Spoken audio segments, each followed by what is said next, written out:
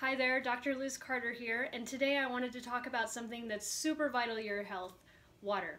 Most people walk around chronically dehydrated, and I wanted to address what we can do about that so you feel better.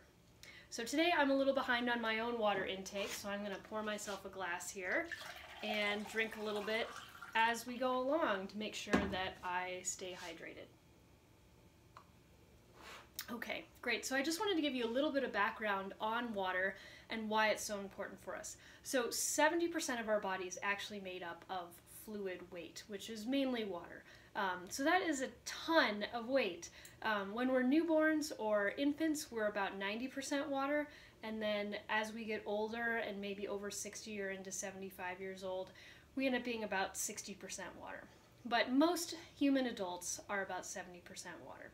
So let's put that in some real terms. If we look at a 150-pound person, that means 105 pounds of their weight is fluid, which is massive, right? I think we all kind of think of maybe the skeletal system and the muscles and the organs being the majority of the weight in our body, but truthfully, it's fluid, and the basis of that fluid in the body is water. We have several different types of fluid. I think the most common one that we think of is blood, of course, but really that's the smallest percentage. That's only about 5% of our fluid weight in our body. The rest is made up of extracellular fluid, which is at about 15%, and then intracellular fluid, which is about 50%.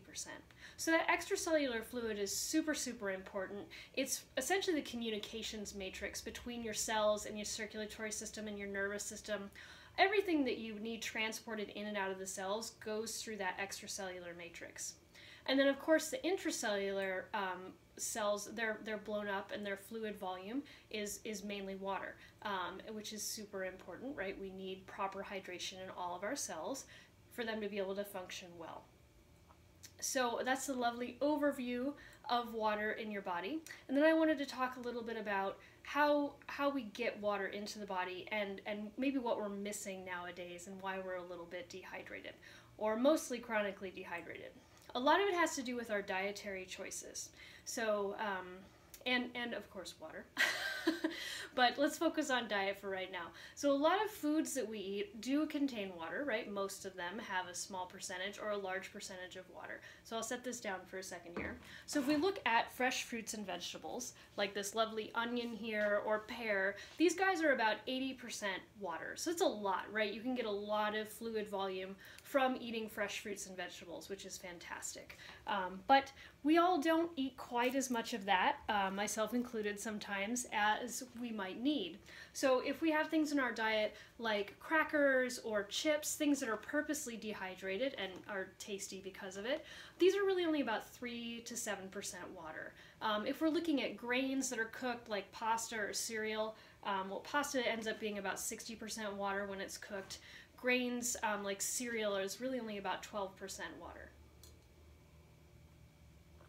So you can see that a lot of the choices that we make with these prepackaged and pre-made foods are kind of robbing us of this water content that we would usually get from fresh fruits and vegetables, grains. Even meat is about 70% water, and fish is about 80%, right? It's a little higher because they live in water.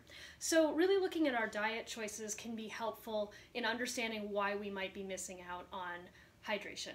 The other part is that we don't often drink enough water. We get distracted, we don't think about it, we don't carry a water bottle with us. It can really add up over the day. I had a professor, my urology professor in medical school actually, would talk about if you are not peeing every hour, you are dehydrated. So I know that that sounds like a lot and probably kind of inconvenient to run to the bathroom, but it's true. That's really a healthy level of hydration, and you would want to see things mostly be clear rather than that concentrated yellow color that we often see when we are dehydrated. And then the body starts conserving water and holding it in because we're not taking enough in ourselves. Another reason why we're chronically dehydrated is really our environmental exposures nowadays with the chemicals, either from our house or our clothing. Smells are a big one, like fabric softener or laundry detergent, Glade plugins, that type of thing in the house. So all of that has to be detoxified in our body when it comes in. in addition to all of the metabolic processes that are happening all the time in your body, that also have to be detoxified. And we really need a lot of water to make that happen. The cells have to be properly hydrated. Without water, enzymatic reactions that actually work on this detoxification and processing slow down. And then our kidneys also, you know, they can only filter so much and let go of so much water if we're not taking enough water in. So that can be an issue too that way. And, you know, ideally, the amount of waste we're exposed to or that we're producing is filtered out and none of it builds up in the system. But if we're chronically dehydrated, we end up building up this waste in the system over time, which really leads to a lot of uncomfortable symptoms, right? Things like chronic fatigue, our adrenals can be affected, just feeling overly tired and lethargic all the time. Many of those things can be fixed just by drinking more water. And another third point I wanted to focus on for a lack of water, especially in the fall and winter, kind of where we are now, is forced air heating especially. Any type of forced air is going to be a little bit more depleted in moisture than it usually is, but especially if we're around indoor heating a lot, we're getting a lot of really dry air that's going to not hydrate us as much as that fresh outdoor air. And that can actually take a toll. A lot of moisture will evaporate out of our lungs and off our skin and further dehydrate us. Okay, so now moving on to the fun part. What can we do about it, right? How can we get more water in? Well, the simple idea is to drink more, of course, right? But that can be tough. You know, it takes a lot of thought to get that going, right? And maybe we need to have a goal as to how much we should drink per day so we can reach that, so we can reach toward that, right? And figure out, okay, just how much do I need to put into my body to make this work? So a great rule to go by is taking your body weight, dividing it in half, and that's the number of ounces you should get at a minimum per day. So this is often, for most people, it's more than that 8 glasses a day kind of maximum, which ends up being 64 ounces, right? So if we take our 150-pound person we were talking about before, and we divide that in half, that's 75 ounces a day at a minimum. So that's already over that 64 ounces per day. So if you're over about 120 or 130 pounds, that 64 ounces a day really isn't enough for you.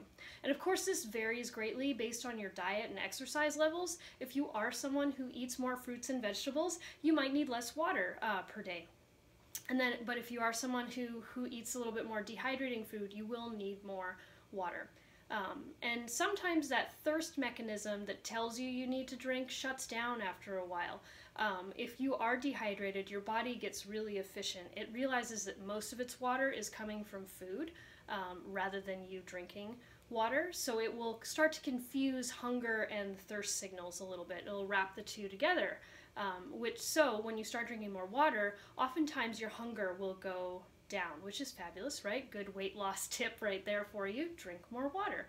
And then naturally your body will realize it's getting water from this pure source, and then it will tell you you're thirsty over time. Another way is to minimize that coffee and tea that we bring in. Those can be very dehydrating.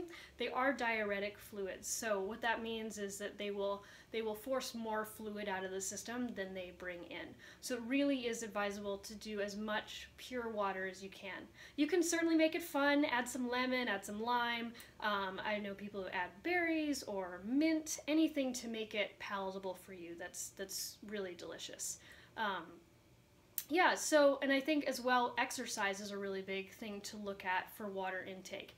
Anytime you're exercising and sweating a lot or using a sauna, you want to add about 16 ounces for every half hour or hour that you're sweating heavily, depending on how heavily you're sweating.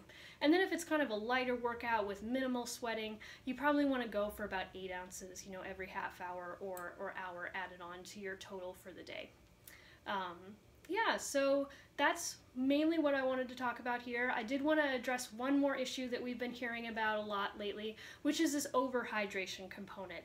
And I think a lot of people get really worried about, oh my gosh, am I going to drink too much water? Is this too much for me? And then they don't drink enough. So overhydration is usually really a problem in athletes, and especially distance runners. So what happens with that is you have somebody who's overhydrating, maybe getting water at every aid station, you know, trying to stay pre-hydrated before they actually get dehydrated, which is a fabulous way to go. But what happens is a lot of times they're not actually taking in the amount of minerals that they need. So water and minerals have a really important balance in the body. And if you don't have enough minerals, you end up diluting the cellular fluid too much, and then your body can't actually, the cells can't process the right signals. It can't tell your muscles to work. It can't tell your heart, sometimes even your circulatory system, to pump correctly. So oftentimes overhydration scares that you see are people who have been sweating a lot, losing minerals, and hydrating without repleting minerals. So that can be easily remedied by making sure you have a lot of electrolytes on your hands, on hand, or getting in a lot of minerals. And my favorite way to do that, I'll put this down here, I'll show you, is the Soleil jar. I'll bring it right up here. It's this really pretty big chunks of Himalayan salt here. And all you do is you fill it up with water, and here's your little spoon that you use. And you take a couple spoonfuls of this a day. Not straight, please don't do that. Salt brine, it'd be really gross. But I would put it in, you know, a water glass this size would be just fine. Sometimes that's a little salty for people. And then I also will put it in a water bottle this size or so. So this is my water bottle for the day. It's about 27 ounces, and I try to do about 3 of them. So for the Soleil jar, I will put 1, maybe 2 scoops in each different water bottle. I'm sorry, so 2 scoops a day, not 2 scoops in each water bottle. And that's usually a nice kind of and palatable amount of minerals for me to get per day. Great, yeah, so that wraps it up. I hope that clarifies a few of your questions on water and gave you some really good information, and hopefully you're not scared to drink water at this point, right? It's really, really crucial for our health, and just increasing water to, you know, that minimum amount of half your body weight per day can make you feel so much better. So I really hope you get a chance to try it out. Feel free to shoot me an email or write on my Facebook wall about your experiences and how you like the video and how it goes trying out getting more water. But in the meantime, yeah, I really hope you enjoy, and thanks so much for watching.